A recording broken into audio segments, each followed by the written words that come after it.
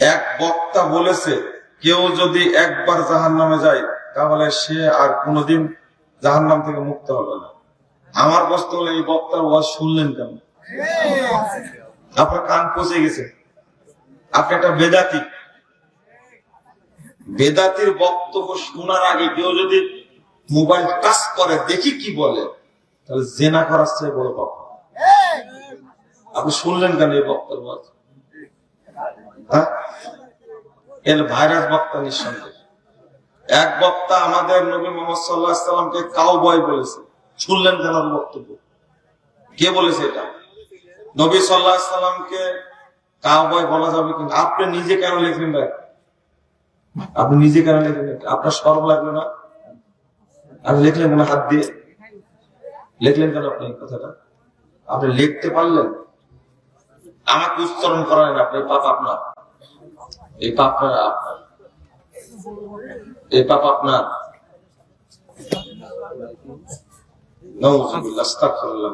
শরম লজ্জা করেন একটু আপনারা? আল্লাহ নবীর সামনে তার শানে এই সমস্ত নোংরা কথাবার্তা বলা। আমার প্রশ্ন, আপনি কি জমিয়ত আহলে হাদিসে যোগদান করেছেন? আমি কি হিন্দু ছিলাম? হ্যাঁ, যোগ দেয়া কাকে বলে? তাহলে বোঝা গেছে আমি আওয়ামী লীগ ছিলাম, বিএনপিতে যোগ দিছি, বিএনপি ছিলাম, আওয়ামী লীগে যোগ দিছি। আমি একজন দায়ী। আমি দাওয়াতি কাজ করি সবার মাঝে। বাংলাদেশ জমিয়ত আহলে হাদিস আমাকে হয়তো তারা কাছে টানতে চেয়েছে এবং খুব উচ্চ পর্যায়ে আমাকে তারা নিয়ে কাজ করতে চাচ্ছে। আমিও কাজ করি আলহামদুলিল্লাহ। আমি তো আর একটা দল তৈরি করিনি, করেছি? দল যারা তৈরি করেছে তারা বুঝবে ঠেলা, বুঝলেন? আপনার মনে খুশি হতেন তাই না আরেকটা দল করলে? আচ্ছা, হিরো আলমের যদি চামচা থাকে, আমার কি চামচা পাইতাম না আমি? হ্যাঁ, তো করিনি। জমিয়ত আহলে হাদিসের কেন্দ্রীয় কমিটি তারা আমাকে নির্বাহী পরিষদের সদস্য করেছে। আমরা কাজ করি, কাজের গোড়াই তো আহলে হাদিস আকীদা এবং সালাফ আকীদা, তাই না? আপনার জলে আপনাদের কাজ বন্ধ করে দেন, কারণ আপনাদের ডক্টর আজিজুল্লাহ সাহেব আছে না, চিনেন? আপনাদের ডক্টর বসা রাখেন, অনেকে বসা রেখে রেখে হিজড়া বানিয়ে দেন, কাজকর্ম যেন না করতে পারে। ওই পদ্ধতি অবলম্বন করেন না, দাওয়াতি কাজ করার সুযোগ দেন।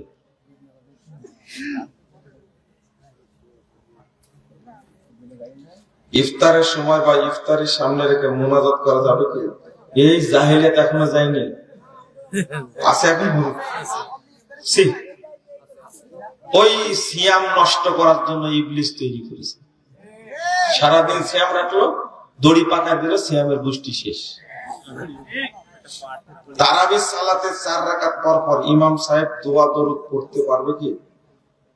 পড়তে পারবে, কিন্তু সুবহানাজিল মুলকি ওয়াল মালাকুতুল কুদরাতি ওয়া হাইবাতি ইয়া মুজির সেগুলো পড়া যাবে না। ওই তারাবি নষ্ট করার জন্য ইবলিস এই দোয়া বানাইছে। আমাদের মসজিদে জোহরের আজান 12:45-এ, জামাত 1:15-তে। আপনাদের মসজিদটাই আপনাদের ওয়াক্ত, আল্লাহর ওয়াক্তে তো দরকার না আপনাদের, তাই না? এটা কি আওয়াল ওয়াক্তে জামাত আসছে? হ্যাঁ, ঘরের বারান্দা আপনার, তাই না?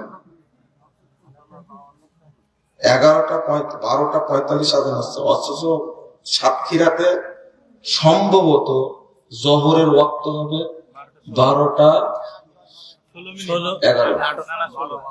দেখলাম কয় মিনিট যোগ করেছে? তাকান তাকান, ঢাকার সাথে কয় মিনিট যোগ করেছে?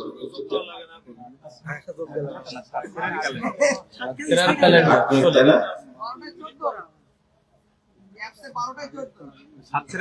সাতক্ষীরা 12:14 না? ঠিক আছে, এটাই ঠিক আছে। থামেন, আমি যেটা বলছিলাম 5 মিনিট বললেন কেন, 8 মিনিট বললেন কেন? জানা নাই। ইতিহাস আছে, এমনি বলিনি, ইতিহাস আছে। যোগ করতে হবে 3 মিনিট, তাই না? ঢাকা থেকে 3 মিনিটটা যখন শোনেন, এটা সারা বছর চেঞ্জ হয়। সারা বছর কি হয়? চেঞ্জ হয়। যখন ক্যালেন্ডার তৈরি করলাম, তাহলে প্রতিদিন চেঞ্জ হয়। যখন ক্যালেন্ডার তৈরি করলাম, দীর্ঘদিন চলমান ছিল 5 মিনিট ঢাকা থেকে, কিন্তু কোনোভাবে 5 মিনিট হচ্ছে 3 মিনিট। ক্যালেন্ডার ছাপাই দিচ্ছে, আপনার হাতে কারেকশন করেছেন না? খুব মনে আছে। এখনো 5 মিনিট চালাচ্ছেন তাহলে, তাই না? লা ফারকা বাইনা বাহিমাতিন তুকাদু ওয়ালা ইনসানিন ইয়াকাল্লিদু। বলদ আর মুকাল্লিদের মধ্যে পার্থক্য নেই। বলদ বুঝেন? বলদ, গরুকে বলদ বলে, আপনাকে বলে না? বুঝেন? বলদ কখন বলা হয় মানুষকে? বলেন কথাটা আমার না। এই মুকাল্লিদ আর বলদের মধ্যে তফাৎ নাই। আপনি জানতে পারছেন সময় সূচি দিয়ে যে সাতক্ষীরা থেকে ঢাকার দূরত্ব কয় মিনিট? 3 মিনিট। আপনি এখনো 5 মিনিট ধরে আছেন কেন? বুঝাতে পারবো না। ওয়াক্ত হয়েছে 12টা 11টা, কত? 12টা 14। 20 থেকে 15 মিনিটের মধ্যে জামাত করে নেবেন। এটা হলো অবলক্ত। ইমাম ইবনে বাজ রাহিমাহুল্লাহ বলেছেন এটা হলো অবলক্ত। হ্যাঁ, কি বললেন? 1 ঘন্টা পরে নিয়ে গেলেন কেন? এই ক্ষমতা আপনাকে কে দিল? হয়ে গেছে এভাবে, তাই না? হয়ে থাকলে হবে না। আওয়াল ওয়াক্তে সালাত পড়ানো অনেক ফজিলত। 12টা 14তে আযান হবে, 15 মিনিট পরে 20 মিনিট পরে সালাত হবে। কথা বুঝতে পারলেন? এর মধ্যে চালু করে দিবেন আপনারা। এই জোহরের সালাতটা আপনাদের কাছেও মাজলুম, আবার মাযহাবীদের কাছেও কি আরো বড় মাজলুম। জবাব দিন আল্লাহর কাছে, আমার কাছে দিতে হবে না।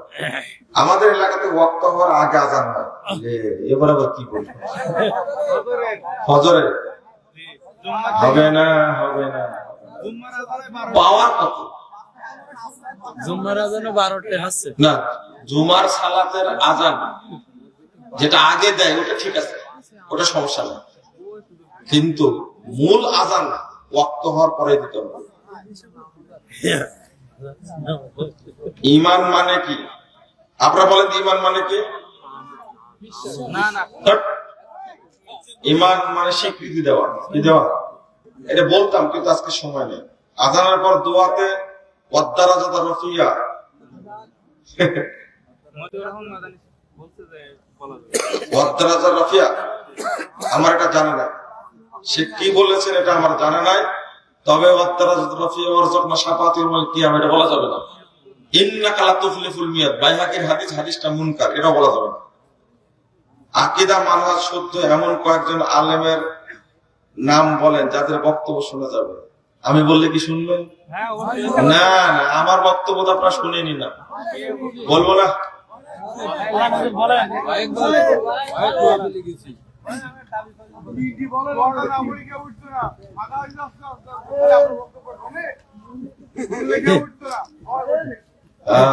এই জন্য না, অনেক শুনেছে, অনেক শুনেছে।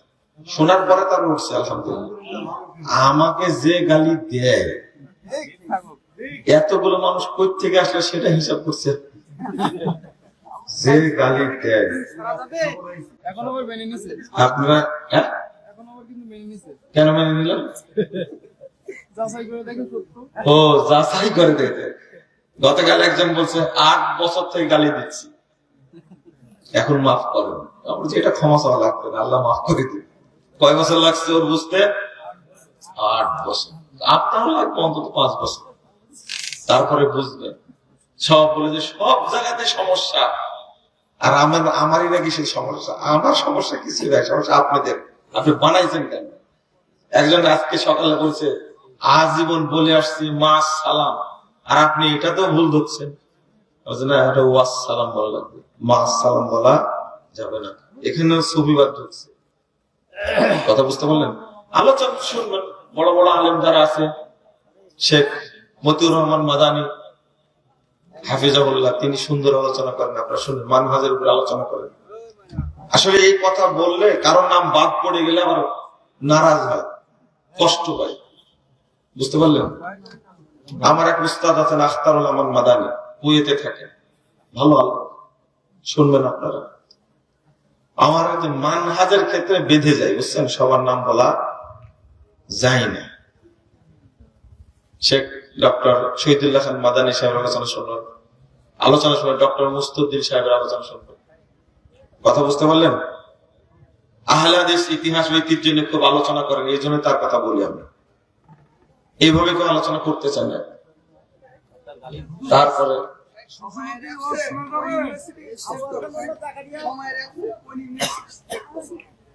সময়ের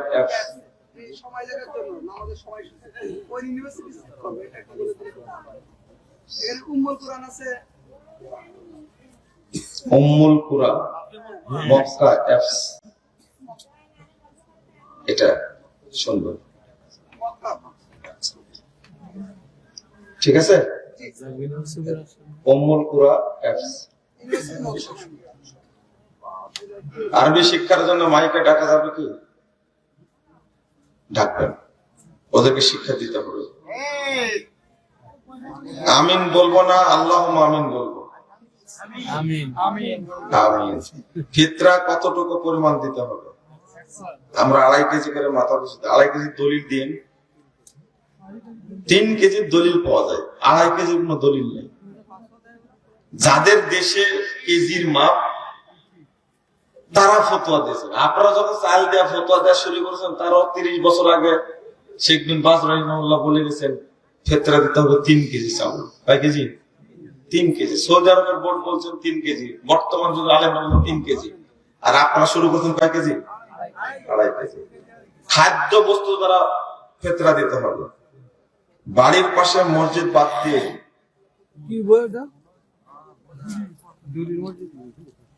অন্য মসজিদে নামাজ পড়া কি দেখছে? নিয়মিত অন্য মসজিদ। আচ্ছা, কেন বাড়ির মসজিদটা কি দোষ করেছে বলেন? মারামারি করেছে? হ্যাঁ? ও না, ঠিক আছে, ওর পিছনে তো নামাজ হবে।